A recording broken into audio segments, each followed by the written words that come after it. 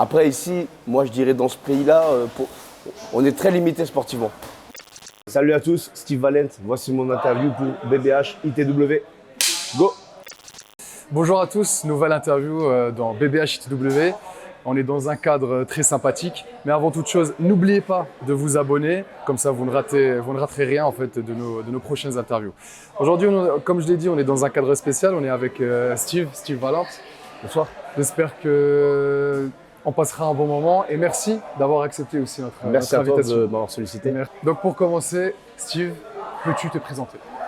Donc j'ai grandi à Strasbourg, j'ai 43 ans, je suis un ancien sportif de haut niveau, donc j'ai pratiqué la boxe pied-point. J'ai démarré à l'âge de 14 ans, j'ai arrêté à l'âge de 35 ans. J'ai été 10 fois champion du monde en kickboxing, full contact, boxe thaïlandaise et muay thai, donc 4 disciplines pied-point différentes. J'ai arrêté ma carrière il y a quelques années, puis maintenant je suis devenu coach, entraîneur, et puis j'essaie de former les élèves à ce qu'ils deviennent meilleurs que moi. On l'espère. On l'espère clairement. Ton enfance, tout simplement, Steve. J'ai grandi dans le quartier du Quartier-Gare, à Strasbourg, issu d'une famille immigrée portugaise. Mes parents ils sont venus en France, ils ont travaillé dur pour réussir. Les Portugais, ils travaillent dur souvent. Hein. Ouais, ils travaillent dur, on est inculqués comme ça un petit peu. Et mon père était sportif, il m'a mis très jeune dans le domaine du sport. J'ai commencé très tôt, dès l'âge de 5 ans par le judo, après je suis venu un petit peu à la boxe française, et puis très vite je suis tombé amoureux de la boxe pied-point, boxe thaïlandaise, kickboxing. Et voilà, petit à petit, j'ai fait mon parcours et j'ai créé mon nid. En parlant de parcours, quel a été au début ton rapport avec l'école et les études en général? L'école, assez catastrophique. Non pas parce que… En fait, tout simplement, c'est quelque chose qui ne m'intéressait… Alors, c'est pas que ça ne m'intéressait pas, mais très tôt, je suis vraiment devenu amoureux de la boxe. Et très tôt, quand j'ai commencé à faire de la boxe, je voulais faire carrière. Je voulais être champion du monde et je visais que ça. Alors, mon rêve, il est devenu réalité. Mais j'ai eu beaucoup de chance. Grâce à Dieu, j'ai fait les bonnes rencontres au bon moment. Je me suis donné les moyens sportivement pour réussir. Mais en fait, j'avais plus que ça en tête. Du moment que j'ai commencé à toucher le monde amateur, semi-pro, pro, je me suis donné tous les moyens, j'ai tout misé là-dessus pour y arriver. Donc j'ai délaissé un peu les études, chose qu'il ne faut pas faire, mais j'ai eu énormément de chance. Après, entre guillemets, tu as délaissé les études, si, parce que tu avais quelque chose à côté. C'est pas tu as délaissé juste pour rester chez toi. J'avais quelque chose à côté, mais c'est pas un conseil que je donne aux jeunes parce qu'on n'est pas à l'abri d'une blessure, d'une maladie. Et puis si on a tout misé sur le sport et qu'il n'y a plus rien à côté, eh ben c'est pas bon. Donc faut vraiment compléter le tout. Donc verra. encore une fois, j'ai eu beaucoup de chance, ne faites pas comme moi. C'est ce qu'on verra après, on précisera ça un peu plus en détail. Et comment donc tu es arrivé dans les arts martiaux justement? Donc comme je te disais, mon père pratiquait un peu de boxe. Il m'a mis très jeune dans le sport pour m'inculquer les valeurs des arts martiaux. En l'occurrence, le respect des règles, le contrôle de soi, le respect des autres personnes, la forme physique et psychologique que demande la valeur des arts martiaux. Donc voilà, il m'a mis de là-dedans et puis de fil en aiguille, j'ai avancé. Justement, ton parcours, Steve, jusqu'à devenir champion du monde pour la première fois. J'ai commencé par les combats éducatifs. Donc en l'occurrence, où tu n'as pas le droit de frapper fort, c'est de la boxe vraiment éducative.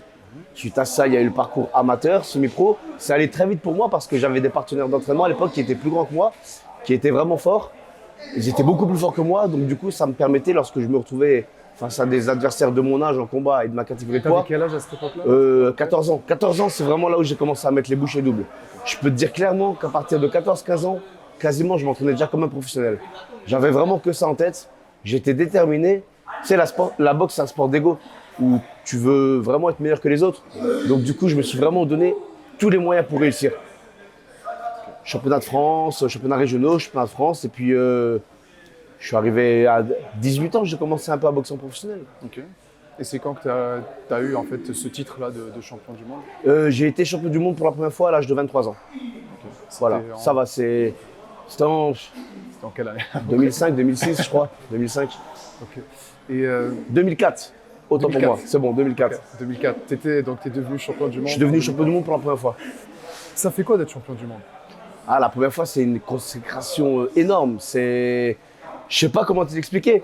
Parce qu'à vrai dire, comme j'en ai eu 9 autres derrière, j'ai un peu perdu le goût de la. Mais la première, je pense, La première, c'est c'est exceptionnel. la plus C'est un tel importante. aboutissement parce que je me suis vraiment donné les moyens durs. Très jeune, je suis parti en Thaïlande, tout seul pour m'entraîner dans les camps d'entraînement en Thaïlande. C'était dur à l'époque, c'était pas aussi accessible que maintenant. Notamment, j'avais un gros problème au niveau de la barrière de la langue. Donc, en fait, je suis allé là-bas. Mon job, c'était quoi? C'était m'entraîner, manger et dormir. Et ce que ça fait comme sensation, ben, c'était un aboutissement. Mais je savais que derrière ça, ma carrière ne faisait que commencer. Donc, Ta spécialité, pour un peu rappeler aux gens, hein, donc tu étais champion du monde dans quelle catégorie, en fait, dans quelle discipline? alors, encore à l'heure actuelle, je suis le seul Français champion du monde dans 4 disciplines pieds-points différentes. La boxe thaïlandaise, le kickboxing, le full contact et le K1. Donc, c'est vraiment la boxe pieds-points. Une question un peu voilà, simple, mais en même temps, je pense qui peut être important. Est-ce que tu as peur avant les combats? Tu avais peur? Bon, Alors, c'est- si t'as pas peur, c'est pas bon, parce que la peur, c'est ce qui te fait te surpasser. Je vais même te dire, on va dire, allez, au moins mes 50 premiers combats, je dirais, t'as très peur. T'es dans les vestiaires, t'imagines que la salle va s'écrouler, t'espères qu'il y a un avion qui va tomber. En fait, t'espères que ton adversaire, il va se tordre la cheville à l'échauffement. T'as vraiment très peur, parce qu'il n'y a personne qui est vraiment préparé à ça. L'être humain, à la base, il n'est pas fait pour combattre. C'est-à-dire là, tu sais que dans 10 minutes, tu vas monter sur le ring face à un gars qui est venu, qui s'est préparé pour te tabasser. Mais c'est la triste réalité. Et Entre chaque combat, il y a combien de temps en fait, d'entraînement quasiment? ouais, je dirais à peu près 2 mois. À peu près, ouais. Et ouais, t'as peur, mais la peur, c'est ce qui te fait être bon et combatif. Et ce qui te fait te surpasser également. Y a-t-il un combat qui t'a marqué, Steve? Waouh. Un seul, si tu devais prendre un seul. Très sincèrement, j'ai pas vraiment un combat qui m'a marqué. Parce que j'ai gagné contre des gars que j'aurais jamais cru que j'allais gagner. J'ai perdu contre des gars que j'aurais jamais dû Qui, perdre. par exemple? Donne-nous un nom d'une personne que. Enfin, d'un Très combattant. sincèrement, j'ai pas un combat qui m'a. Allez, vas-y, on va parler de mon dernier combat qu'il y a eu à Strasbourg où j'affrontais le combattant Armin, un Thaïlandais. Ce combat, il a une victoire particulière parce que je revenais d'une fracture du tibia. Je m'étais fracturé le tibia Ok. et c'était mon combat de retour et ça devait être mon dernier combat. Ok. Et c'était mon combat d'adieu. Et pour mon combat d'adieu, ben, j'ai pris un top mondial qui était invaincu en Europe à ce moment-là. Et quitte à gagner ou perdre, je voulais juste faire un bon combat devant mon public. Donc c'était une belle victoire à domicile. Selon toi, Steve, quel est le meilleur combattant de tous les temps et toutes disciplines confondues? Alors pour moi, c'était un Hollandais qui s'appelait Ramon Dekers, qui est décédé, paix à son âme. C'était vraiment un gladiateur, c'était un robot sur le ring. Je crois qu'il comptabilisait peut-être plus de 200 combats à son actif. Il boxait toutes les 2-3 semaines, il a boxé les meilleurs Thaïlandais. Il a tapé tout le monde en Europe. C'était vraiment un tueur à gages. Et quand je le voyais boxer à l'époque, c'était une grosse source d'inspiration pour moi. Et c'était quoi sa spécificité selon Ah, il toi? cognait dur. Il cognait dur, il connaissait pas la marche arrière. Et même dans son fighting spirit, il pouvait perdre un combat, mais il pouvait te le retourner d'un instant à l'autre en mettant un KO. Tu vois, c'était vraiment une grosse source d'inspiration pour moi. En fait, c'est vraiment fou qu'il soit pas si connu que ça, en fait. Je pense que si tu es du milieu, ok, Ouais. tu connais, mais sinon, du grand public, je pense pas que ça soit très connu. La problématique, je pense qu'elle elle se pose surtout en France, où on parle souvent que du foot ou du basket, tu vois. En France, c'est vraiment une très très grande problématique parce qu'on est beaucoup plus connu à l'étranger qu'en France. Donc, je veux dire, un mec comme Ramon Dekers, il était en Thaïlande, ben, il était adulé. Après, on va dire la Thaïlande, mais c'est de la boxe thaïlandaise. Ouais. Mais même partout, il est connu dans le monde entier. Après, ici, moi, je dirais dans ce pays-là, on est très limité sportivement. Voilà. Typique. Oh, on dit les choses telles qu'elles sont. Ouais, c'est clair, c'est clair. Est-ce que avant un combat, Steve, est-ce que tu as peur de blesser les gens? Absolument pas. Alors moi, il faut savoir que dans la vie de tous les jours, et quand je combats, je suis vraiment deux personnes totalement différentes. Mais totalement différentes. C'est-à-dire, je vais pas, sans vouloir exagérer, mais je suis presque prêt à tuer une personne quand je suis sur le ring. Tu es déterminé, en fait. C'est de la détermination. Qui saigne, qui soit pas bien ou franchement. Parce que je pense, en fait, ton adversaire, il est dans le même état d'esprit. Je pense. Ouais, Enfin, plus mais. Ou peut-être pas. Peut-être Je sais pas. pas comment ça se passe dans la tête des autres. Ok. Moi, mes élèves aujourd'hui, j'essaie un peu de les cautionner comme ça parce que c'est la réalité du terrain. Mais Steve dehors, Steve sur le ring, c'est pas le même du tout. Une fois que tu montes sur le ring, ça y est. Ouais, même dans les vestiaires, c'est foutu déjà. Ouais, clairement. Et est-ce que toi, par exemple, quand tu combattais pendant ta carrière, est-ce que tu avais peur de te blesser ou de toute façon, quand tu étais, Alors, prêt quoi. T'as pas peur de te blesser. Faut pas penser à ça parce que c'est là que ça vient. Par contre, j'ai eu plein de blessures. J'ai cassé la main, j'ai cassé le nez plusieurs fois, la mâchoire, le tibia. J'ai eu plusieurs ouvertures suite à des coups de coude. Ça va, ça se voit pas trop. Je sais pas, je cicatrise bien ou je sais pas, tu vois. Mais j'ai eu pas mal de blessures. Non, tu peux pas. Faut pas penser à ce qui va arriver. Sinon, tu boxes plus, t'es bloqué. Ok. Ouais.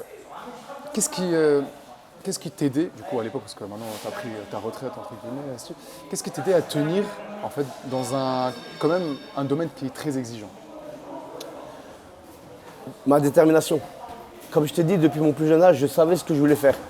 Même si c'est un truc où j'allais pas être millionnaire et tout, c'est ce que je voulais faire. Moi, j'ai un truc dans la vie, c'est que je fais ce qui me plaît. Je m'oriente vers ce qui me rend heureux, ce qui me fait plaisir. Et si me faire plaisir et me rendre heureux, c'est me lever tôt le matin, aller courir, m'entraîner 2 fois par jour et me mettre dans des conditions dures, ben je le fais, c'est comme ça. Et Dieu merci, ça m'a énormément aidé dans ma vie de tous les jours en termes de détermination et de discipline. Aujourd'hui, j'essaie plus ou moins d'inculquer la même chose à mes enfants, mais je savais ce que je voulais. Tu sais, j'ai arrêté de boxer à l'âge de 35 ans, pas parce que j'avais fait le tour ou parce que j'étais fatigué ou parce que j'avais plus envie. J'ai arrêté parce qu'à un moment donné, il fallait faire la passation par rapport à mes élèves qui arrivaient. Et puis il fallait passer à autre chose, tu vois. Mais Je pense parce que aussi mentalement, c'est très usant. ah non, j'aurais encore pu boxer des années. Okay. Mais voilà, je voulais pas faire que ça. J'ai arrêté au sommet de ma forme, mais je pouvais encore tirer des années, il n'y avait aucun problème. Mais je pense que c'était le bon moment. Ouais, tu t'es dit, c'est bon, là je m'arrête et si tu es voilà. satisfait de toute façon. Et quand je l'ai fait, tout mon entourage, personne pensait que j'allais arrêter. Okay. Parce que j'étais trop à fond dedans. Mais après, j'ai dit, faut pas, si tu veux rester crédible, j'ai dit j'arrête, stop. Ton conseil, Steve, peut-être à un jeune qui voudrait se lancer dans les arts martiaux, ton conseil? Alors, tu peux faire les arts martiaux en loisir ou en compétition. Aujourd'hui, j'ai énormément d'élèves qui font du loisir et de la compétition. Si tu fais en loisir, ça sera que bénéfique dans ton éducation de vie, je pense. Les arts martiaux, c'est vraiment une éducation de vie et ça peut te rendre meilleur et une meilleure personne. Si tu veux faire ça en compétition, genre si tu viens me voir, tu me parles, je veux faire de la compétition, moi je vais te dire, sois prêt. Ça va être très dur. Ça va peut-être même pas payer. Ça va être très dur. Mais tu seras capable de faire des choses que pas tout le monde est capable de faire. Et ça, je trouve que c'est vraiment déjà grandiose. Donc mon conseil aux jeunes, si vous voulez vraiment faire de la compétition, on ne joue pas au foot. Hein. Si tu es en galère, tu ne fais pas la passe au numéro 6 et compagnie. C'est toi et toi-même. Genre le jour du combat, tu récolteras ce que tu as semé. Après, oui, c'est l'exigence aussi des sports individuels un peu, c'est que tu es livré à toi-même. Clairement. Et puis j'ai envie de te dire, la pétanque c'est aussi un sport individuel, mais tu prends moins de coups, tu vois. Là en boxe, on parle de ta santé, donc fais-le, mais fais-le à fond. Ou t'engages pas. Tu as déjà vu des gens, peut-être qu'après leur carrière, ils ont eu des séquelles en fait, du sport sur leur santé, sur leur... Il y en a eu. Alors moi, dans mon entourage proche, pas trop, tu vois. Okay. Et aujourd'hui, j'essaie quand même de préserver mes élèves, préserver mes jeunes de ça. S'il y en a un qui prend un mauvais coup, on va faire le contrôle médical nécessaire, on va le laisser se reposer. Mais on blague pas, tu vois. Tu peux prendre un mauvais coup. Je veux dire, on est souvent moins blessé qu'au foot.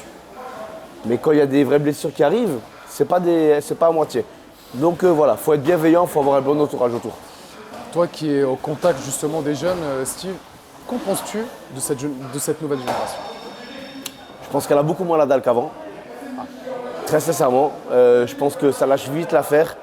Ils oublient que pour y arriver, il faut trimer, il faut travailler dur, ça ne vient pas en claquant des doigts. Je te parle en règle générale, hein, la vie ou côté sportif. Ils sont un peu trop dans la facilité. Et moi, j'ai envie de dire à la nouvelle génération que vous pouvez être monsieur tout le monde en faisant comme monsieur tout le monde, mais si tu veux t'en sortir et être mieux que monsieur tout le monde, il faut te donner les moyens et il faut être persévérant, c'est tout. Je pense que les réseaux, tu vois, il y a des gens, ils ont besoin d'être dans la lumière avant l'heure. Tu vois, ils ont besoin que ça parle d'eux. Moi, j'ai fait mon sport, j'ai fait mon chemin pour moi. Parce que j'avais mon ego, parce que j'avais ma détermination, j'ai fait les choses pour moi, pas pour briller par rapport aux gens. Et beaucoup actuellement, ils veulent briller à travers les réseaux et briller pour faire plaisir aux gens. Mais c'est pas comme ça que ça marche, tu vois. Donc accrochez-vous, il faut avoir un peu plus la niaque quand même. Est-ce que tu penses qu'il y aura un champion comme toi, Steve, dans les prochaines années qui viendra de Strasbourg? Ouais, clairement. Tu penses? Ben, ça arrive déjà. Moi, j'ai formé des jeunes déjà très très bons. Je pense avoir formé même des jeunes probablement meilleurs que moi, que j'ai pu l'être. Après, là où on voit les vrais champions, c'est sur la durée. Tout le monde est fort 4-5 ans, 6-7 ans. Voyons sur 20 ans. Voilà. J'avais une petite demande, Steve, Ouais. pour finir un peu l'interview. Si tu devais conseiller un petit mouvement de self-defense, un seul, rapide, aux gens, qu'est-ce qu'il faut faire? Je l'attendais pas celle-là. Voilà.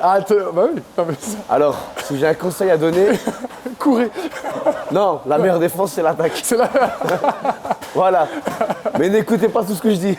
Est-ce qu'il faut éviter la bagarre, selon toi? Ouais, bien sûr, carrément. C'est surtout dans la rue. Complètement, il n'y a rien de bon de tout ça. Ça m'est arrivé plein de fois.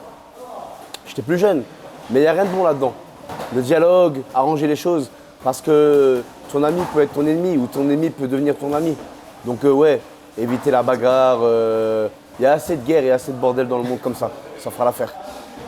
Merci, c'est un beau message, Steve. Et dernière question, est-ce que tu as aimé cette interview? Ah ouais, j'ai beaucoup apprécié cette Ça interview. sort un peu de l'ordinaire. Alors, peut-être. ça sort de l'ordinaire. Je savais pas ce que tu allais me poser comme question et j'adore ce mode où on discute de tout. Et moi, je suis quelqu'un de très ouvert, je peux discuter de tout et je prépare jamais au préalable mes réponses. Donc, je te remercie énormément d'être venu aujourd'hui. Merci à toi, Steve. Merci à vous de nous avoir regardés. Comme j'ai dit avant, n'oubliez pas de vous abonner sur tous nos réseaux sociaux, vous les trouverez dans la description. Et on se retrouve à la prochaine interview. Merci beaucoup, ciao.